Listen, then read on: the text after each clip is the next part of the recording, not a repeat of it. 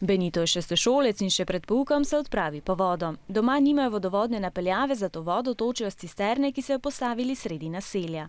Dokler cisterne ni bilo, je Benitova družina po vodo hodila v sosednjo vas, na bližnjo bencinsko črpalko, pozimi pa so talili led. Od sredine avgusta jim občina zagotavlja vodo v cisterni. Redno jo polnijo, da je voda sveža in zdrava.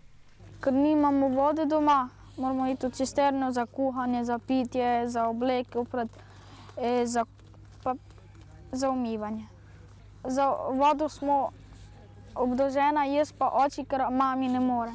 Benito živi v Novem mestu v naselju Žabjek. Njegovi predniki Romi so potomci nomadskega ljudstva, ki se je selilo iz kraja v kraj.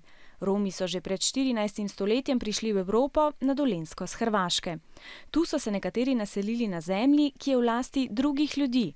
Prav zato tudi nimajo urejenih osnovnih bivalnih razmer, na primer vode in elektrike. To je dom Benitove družine. V tem delu romskega naselja Romi še vedno živijo v šotorih in barakah. Benito nima svoje sobe, računalnika in kopalnice. Z družino spijo v enem prostoru, umivajo se pred barako, igrajo se na dvorišču. Jaz nimam pisalne mize, se kar učim po posli. Jaz bi imel računalnik, da se bi igral mogoče kakšne številčne igrice.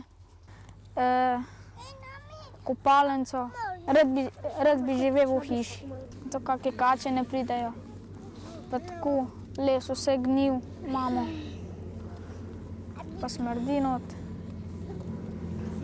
Voda, ki jim jo pripeljejo v cisterni, pa ni zastonj, plačajo iz denarne pomoči, ki jo dobivajo države.